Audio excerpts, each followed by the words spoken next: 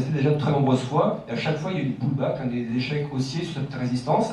Donc si on casse les 3006, ça veut dire que le stop devra être mis sous 3005. Parce que si on descend à 3005 et qu'on repasse en dessous, il y aura à nouveau une impulsion baissière qui va se mettre dans le marché, et donc il faudra stopper la position à ce moment-là. Donc pour l'instant, je ne vous dirai pas que le CAC en 2013 prendra 10 ou 15%, mais techniquement parlant, si on casse les 3600, et c'est pour ça que je dis si on casse. La stratégie que j'adopte toujours sur le marché, c'est pas d'anticiper, de dire oui ça va monter ou non ça va pas monter, c'est de dire si on passe tel niveau, oui ça va monter. Donc vous fixez une conditionnalité qui est l'atteinte d'un niveau préalable pour jouer l'accélération haussière ensuite. Donc oui, si on casse les 3600 points, derrière on peut viser 3800. Par contre, à la baisse, si cette semaine c'était juste donc un espoir déçu, à savoir que les marchés, c'est souvent le cas, non pas d'un espoir déçu, mais en termes d'achat anticipé de la nouvelle. On achète la rumeur, on voit la nouvelle, adage bien connu et qui est toujours vérifiable sur le marché très récemment et historiquement parlant. Peut-être qu'effectivement les marchés ont anticipé une très bonne, voire trop bonne solution pour la Grèce. Peut-être qu'on a anticipé que la Grèce allait bénéficier de ces 44 milliards d'aides sur les 3 dernières tranches qui n'ont pas été versées, et puis qu'on va dérouler finalement des maturités plus longues, qu'on va baisser les taux. Donc finalement on a anticipé peut-être un scénario idéal pour la Grèce. Rien ne dit que l'accord qui découlera au final sera un accord finalement de moitié. Peut-être qu'on ne versera que 20 milliards ou 25 milliards à la Grèce, dans l'attente d'autres résultats de réforme pour verser la suite. Peut-être que les maturités ne seront pas aussi allongées, peut-être que tout ne seront pas autant baissés. Donc si l'accord déçoit les marchés et n'est pas de nature à viabiliser le maintien de la Grèce en zone euro dans les mois qui viennent, on pourrait très bien avoir l'effet inverse, c'est-à-dire que les 5% qu'on a eu cette semaine, on peut très bien le reperdre en une semaine également, voire moins de temps, et repasser à ce moment-là par ici. Alors, à quel moment on peut considérer qu'on repartirait sur un cycle baissier pour le CAC 40 ? Pour moi, la zone qui devient vraiment une zone dangereuse et qu'il faudra garder comme zone de sortie des positions acheteuses, pour ceux qui sont acheteurs actuellement dans le marché, c'est si on redescend dans cette zone de prix. Alors j'espère avoir quelque chose de plus zoomé à vous montrer. Non, ça c'est le DAX, donc on va rester cette vue-là qui est pour l'instant la plus précise. Voilà, cette zone de prix qui est ici, les deux plus bas qu'on a tapé par ici, c'est une zone de prix entre 3330 et 3350. Donc c'est assez précis comme zone, c'est un écart assez faible, 3330, 3350. Si on revient à cette zone de prix dans les jours qui viennent, ça peut être très court terme cette fois-ci, eh bien je pense qu'à ce moment-là, si ça casse, donc il faudra une cassure, une 3330, mais je pense qu'à ce moment-là, le CAC 40 accélérera à nouveau à la baisse, et il aura cassé les deux supports qui ont tenu bon pendant plusieurs mois. Ce n'est pas des supports court terme qu'on a là, c'est des supports mensuels, hebdomadaires et mensuels, donc qui ont tenu bon pendant tout l'été, pendant quasiment 2 trimestres d'affilée. Si ça casse, ça veut dire qu'ensuite, il n'y a quasiment aucun support avant les 3247 points, c'est-à-dire 38,20% de correction. Donc si on casse cette zone basse 3330, 3320, ensuite, je pense qu'il faut être vendeur dans le marché et viser donc 3247 points. On peut être vendeur dans le marché, c'est pas interdit.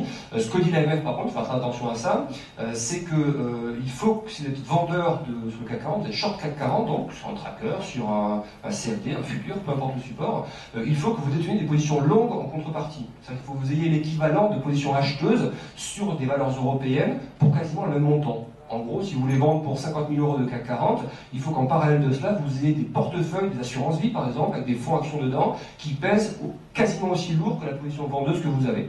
Voilà. C'est ce que dit l'AMF. Donc faites attention à ça malgré tout, mais techniquement parlant, on peut shorter le CAC 40. C'est pas interdit. C'est-à-dire que si ça tape à 330 et qu'on pense que ça va baisser, on short et on rachète la position à 3247 points.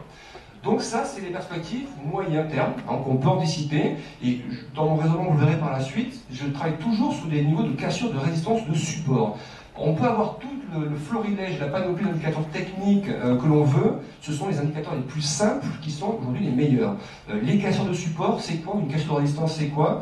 C'est ni plus ni moins qu'une inversion de tendance, qu'une inversion de positionnement psychologique du marché. Quand on a une résistance comme ça, nous on la trace techniquement parlant, donc certes c'est du chartisme, mais au niveau du fonctionnement du marché à ce moment-là, le marché, ce n'est pas une entité qui fonctionne à part. C'est une offre et une demande, acheteur-vendeur. C'est un rapport de force entre l'offre et la demande. Ces points ici d'inflexion, ces 2 points à 3600 points, eh bien c'est à un moment donné où le marché, où les acheteurs, à ce moment-là, pile sur ce point d'inflexion-là, où les acheteurs sont revenus en force dans le marché. Quand je dis qu'ils sont revenus en force, c'est pas pour pousser les cours à la hausse, c'est pour décider de faire baisser les prix. Donc les acheteurs étaient en force en disant voilà, l'actif que tu me proposes à 3600 points, pour moi c'est trop cher, je l'achète mais à 3004, 3003, 3002. Donc c'est l'acheteur qui impose son prix.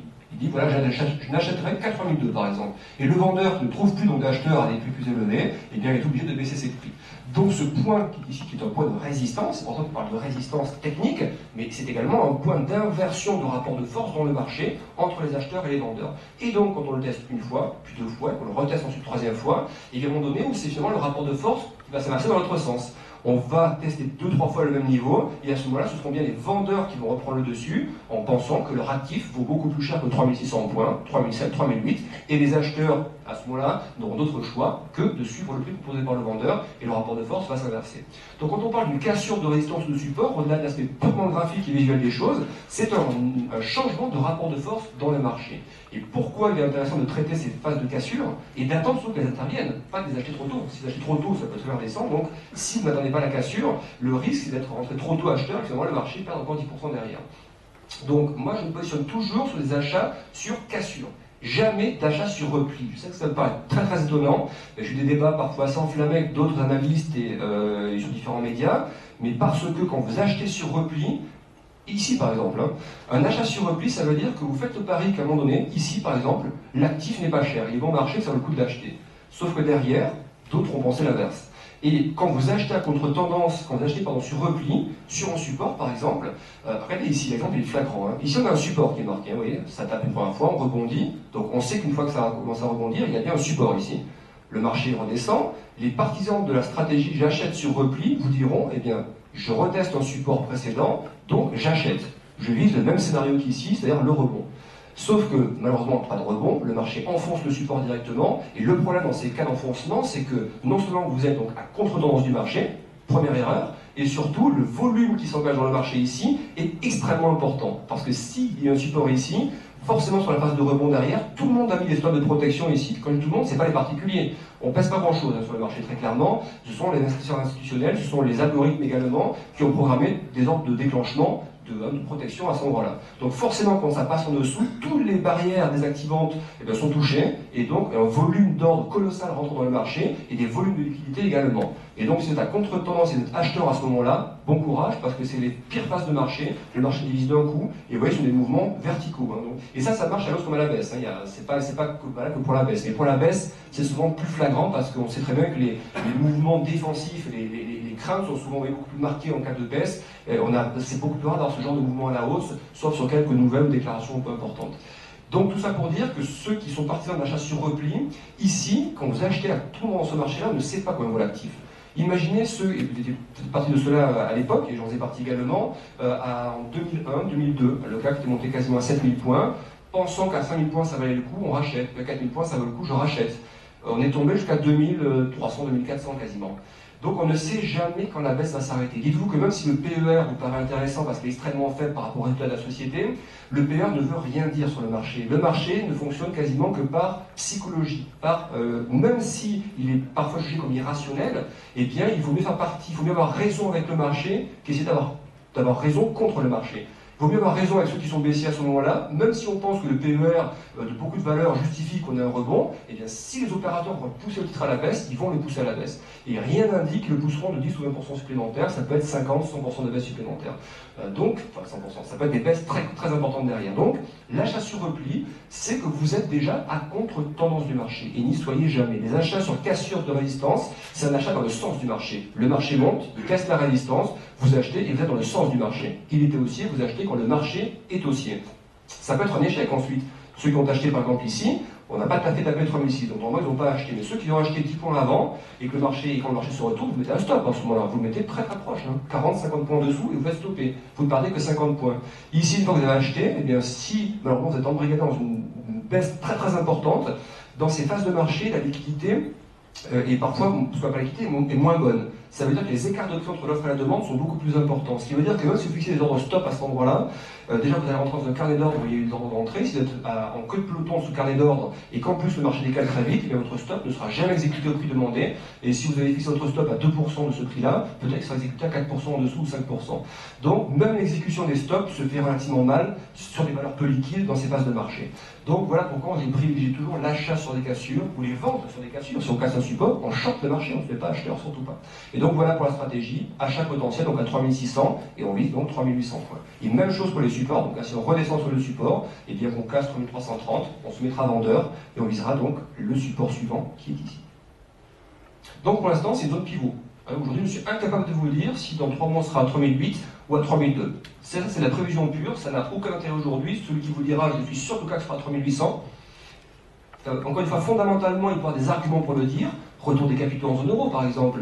Banque centrale par feu de la zone euro. Donc oui, il y a des arguments qui plaident en faveur d'une hausse des valeurs boursières. Mais si les opérateurs pensent que derrière, il y a des éléments plus inquiétants que cela, ou des simples rumeurs qui parcourent le marché et que l'on fait baisser le marché, vous avez beau avoir des éléments fondamentaux solides, techniquement parlant, si le marché dévisse, vous serez encore à contresens. Donc il faut attendre de passer les niveaux précédents pour s'engager dans le marché. Et donc voilà pourquoi c'est une situation un peu hésitante en ce moment, parce que à la hausse, on a eu plusieurs échecs, donc triple échec sur les 4000 points, et également triple échec entre 2009 et maintenant sous les 3000. Chaque fois qu'on passe aux 3000, vous voyez, ils sont ici les 3000, et bien à chaque fois on rebondit. On tape, on rebondit, on retape, on rebondit. Donc finalement, et bien maintenant qu'on a rebondi déjà récemment, 2 fois sous les 3000, potentiellement on peut aller chercher donc les moyennes mobiles qui sont un peu plus hauts et qui correspondent effectivement à des cours de l'ordre de 3800 euros. 3800 points, pardon. Voilà, un nouvel indicateur qui pourrait laisser penser également qu'on puisse avoir donc un élan aussi un peu plus fort. Regardez bien les moyennes mobiles. C'est toujours important d'avoir des moyennes mobiles sur le graphique. Moi, je les prends sur 50, 55 et 100 périodes. Je ne les prends jamais trop courtes. Les moyennes mobiles trop courtes, elle va coller votre cours de cette manière-là, et donc vous serez toujours avec des signaux qui seront des signaux de croisement non valides. Je ne me sers jamais des moyennes mobiles comme des signaux de croisement. Jamais de croisement exploité comme un signal d'achat ou de vente.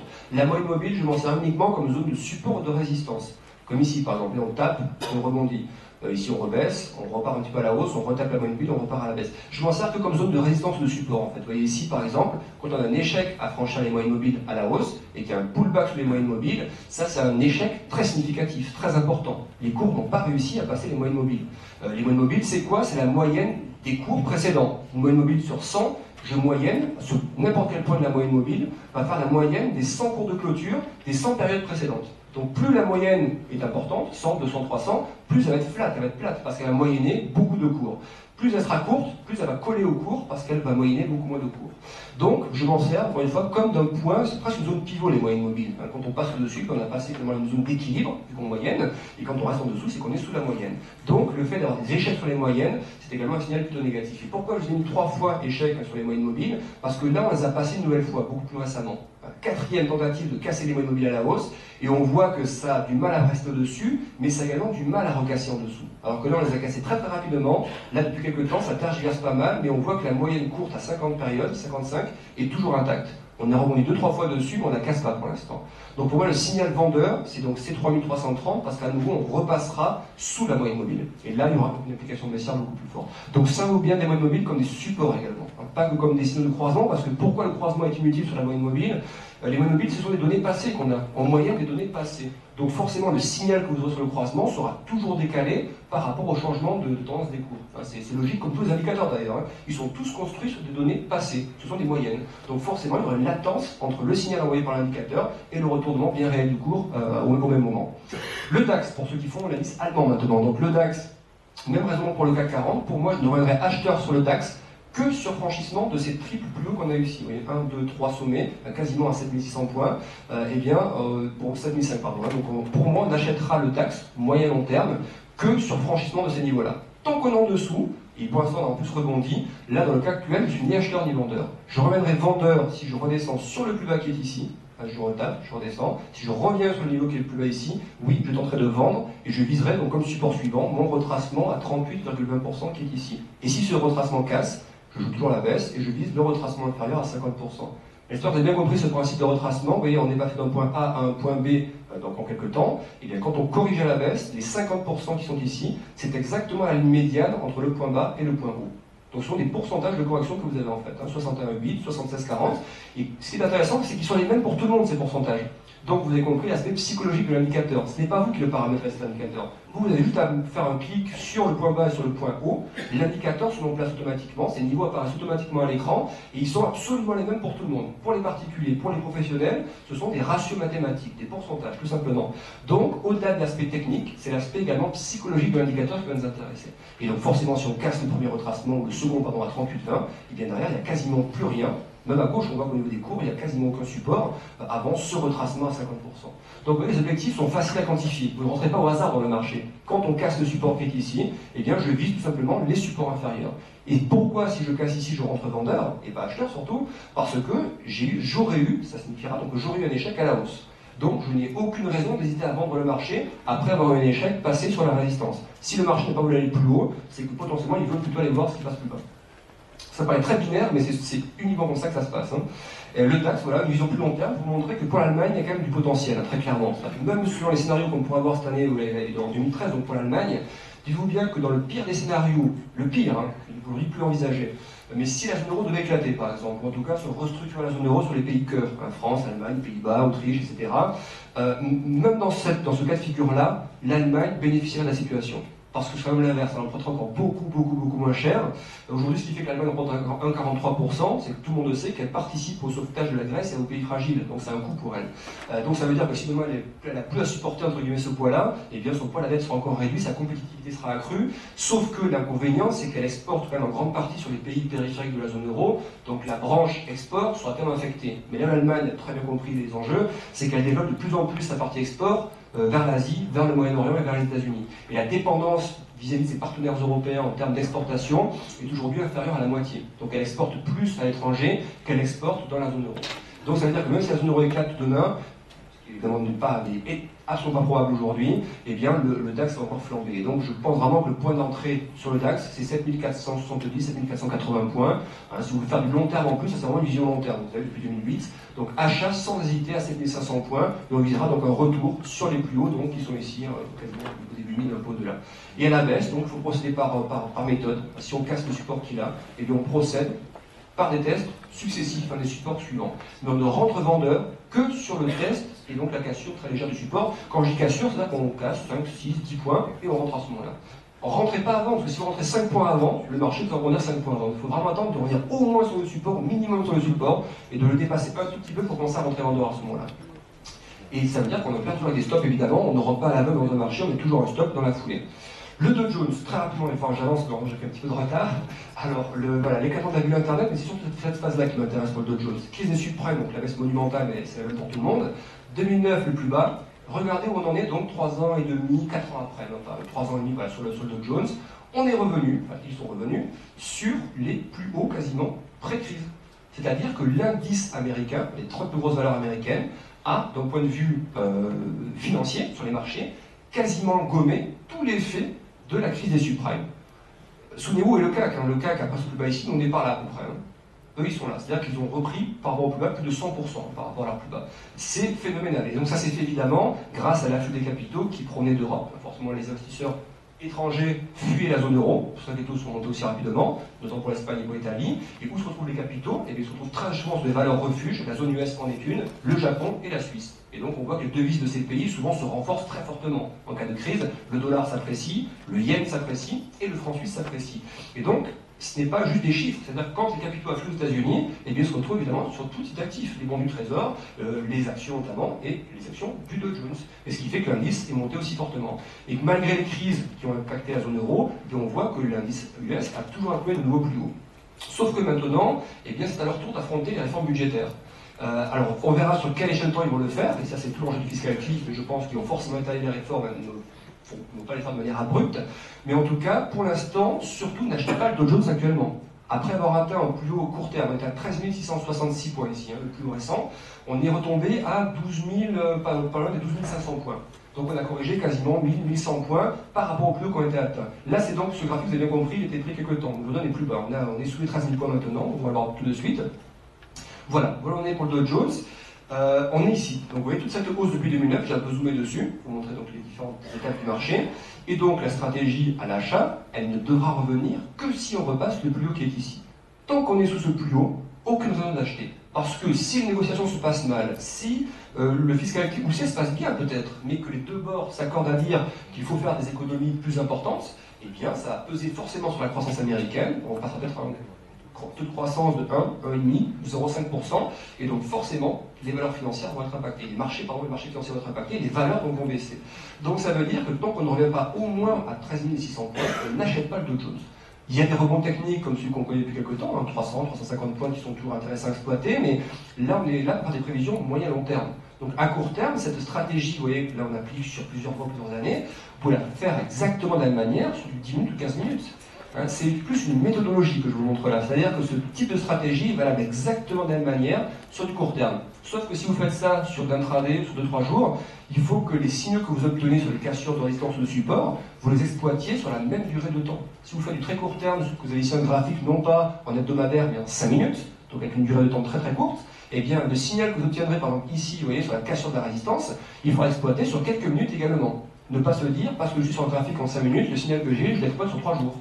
C'est juste pour vous montrer que la méthodologie reste la même, peu importe les échelles de temps. Plus vous êtes court terme en termes d'analyse, plus le signal que vous obtiendrez devra être exploité sur du court terme. Plus je travaille sur un graphique en long terme, comme c'est le cas ici, eh bien plus la cassure d'une résistance sera exploitable sur plusieurs jours, plusieurs semaines, plusieurs mois. Donc c'est juste l'échelle de temps qui varie, mais la méthodologie reste exactement la même à court et long terme. Pourquoi je vous indique qu'il faut être méfiant sur le Dow Jones? Parce que ici, vos indicateurs techniques également sont tous plutôt orientés à la baisse. C'est-à-dire que le MACD, qui est un indicateur, donc un oscillateur, est limite en train de croiser avec la ligne d'équilibre qui est la ligne 0, qui est ici. Donc au-dessus c'est positif, en dessous c'est négatif. Les stochastiques, également, vous voyez, ne grimpent plus. Un zone effectue un fort recul baissier. Le RSI qui mesure le surachat et la survente également. Et il est passé d'une zone potentiellement de surachat, pas forcément une zone de survente. Donc on n'est pas encore survendu sur Dow Jones pour l'instant. Donc ça veut dire que tant qu'on a des configurations techniques comme celle-ci, et surtout qu'on est sous le plus haut récent qui est ici, eh bien il n'y a aucune raison d'acheter.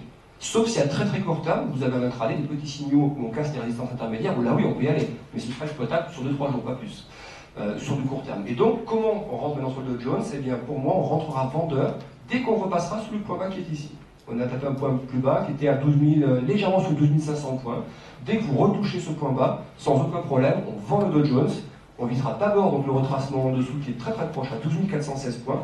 Et ensuite, si on casse 12 416, on visera les 50% de correction à 12 030, donc on peut dire 12 000 points. Donc vous voyez, vous rentrez de manière précise dans le marché. On sait quand on vend, on sait où est l'objectif, et on sait qu'on mettra le stop, donc très légèrement au-dessus du point d'entrée. Mais déjà un stop très éloigné. C'est pas grave si vous allez stopper 30-40 points, c'est pas gênant, parce que si vous allez stopper une fois sur un rebond et qu'on repart à nouveau à la baisse pour renouveler le schéma, quand ça cassera pour de bon, eh bien vous prendrez 200, 300, 400 points derrière. Et donc les 20, 30 ou 40 points que vous aurez perdus sur le stop qui s'est déclenché sur le premier rebond, eh bien vous l'aurez largement récupéré derrière. C'est ce qui s'est passé sur la gueule pour l'euro-dollar, on va essayer d'avoir tout de suite. Très récemment, on a eu le même cas de figure pour l'euro-dollar. L'index dont je vais passer pour l'indice espagnol, pas forcément l'indice le plus traité, on va surtout s'intéresser aux devises. Voilà, l'euro-dollar, c'est le plus important, en tout cas pour ceux qui traitent les devises.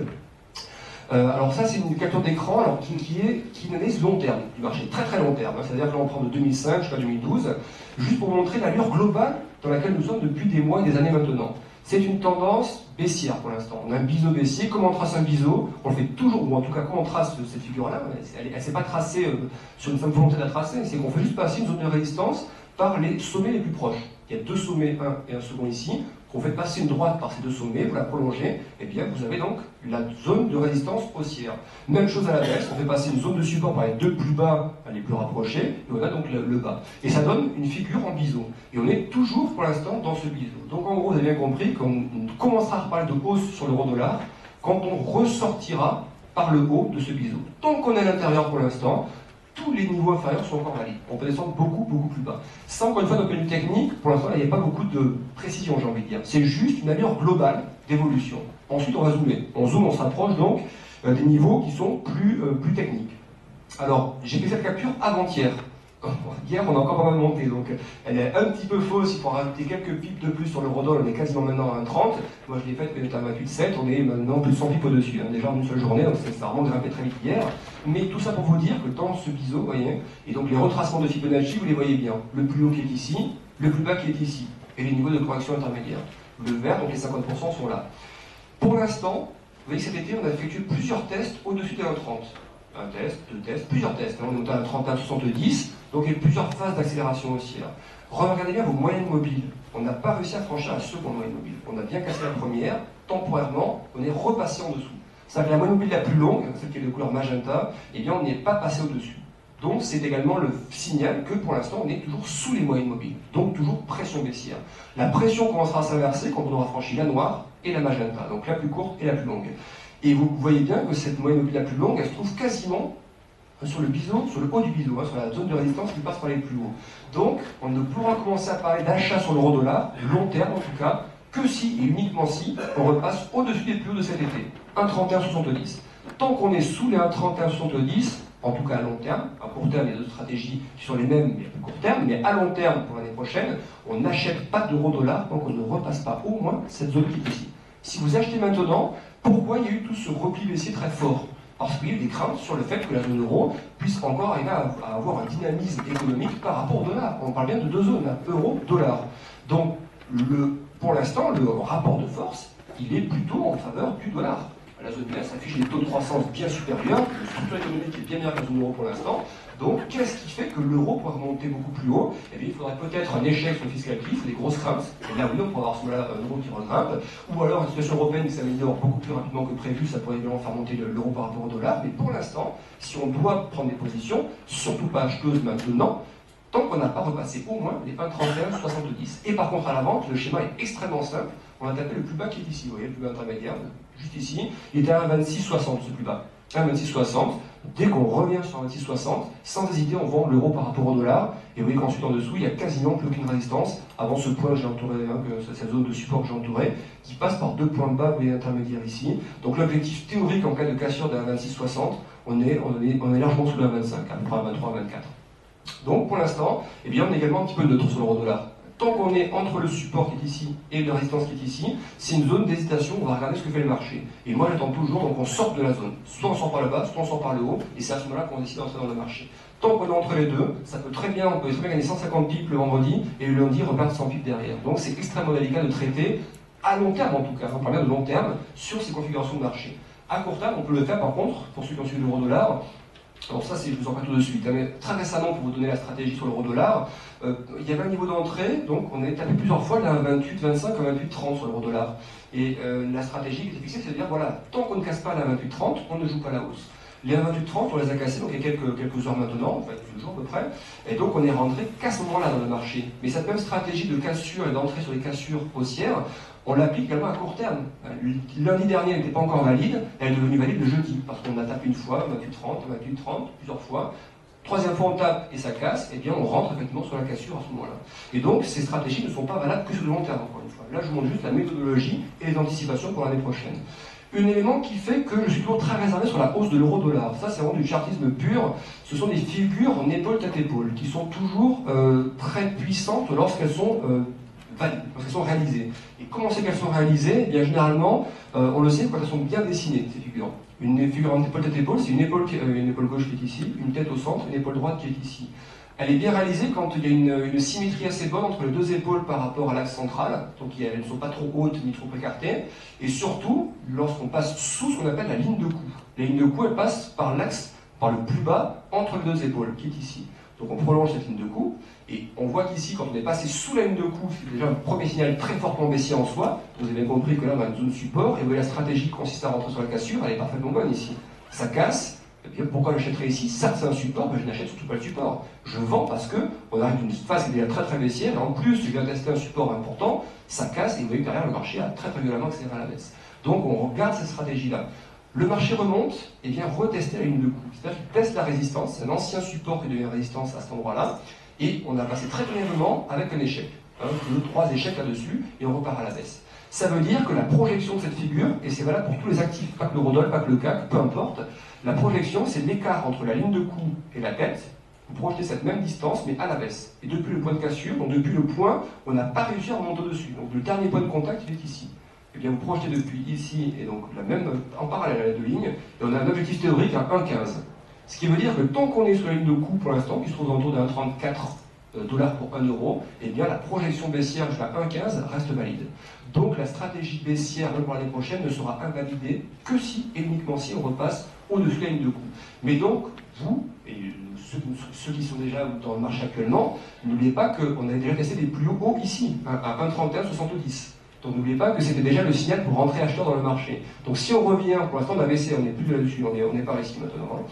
Donc si on revient sur ce niveau élevé, eh bien là oui, on pourra tenter d'acheter le marché. 1,31,70, ça tape, on casse et on accélère un peu plus haut. Mais d'un point de vue très très long terme, cette fois-ci, sur plusieurs années, tant qu'on ne repasse pas au-dessus d'un 34, un 35, c'est le niveau de la ligne de coût, eh bien il n'y aura pas de biais haussier long terme sur l'euro par rapport au dollar. Et plutôt donc l'objectif baissier, et théoriquement parlant, cette figure donc, nous amènerait jusqu'à 1,15. Ça, ce n'est pas une figure décisive pour dans le marché, c'est juste une indication pour montrer qu'il y a toujours pour l'instant une orientation baissière sur le marché, et pas aussi là. Donc voilà pour l'euro-dollar, je vais vous montrer les stades inférieurs. Donc acheteur, vous avez bien compris, on n'achètera que si on repasse au-dessus de ce plus haut, quand même de chez ici à 1,31,70. C'est toute cette hausse, si vous vous souvenez bien, c'est faite cet été, entre juillet et septembre, sur les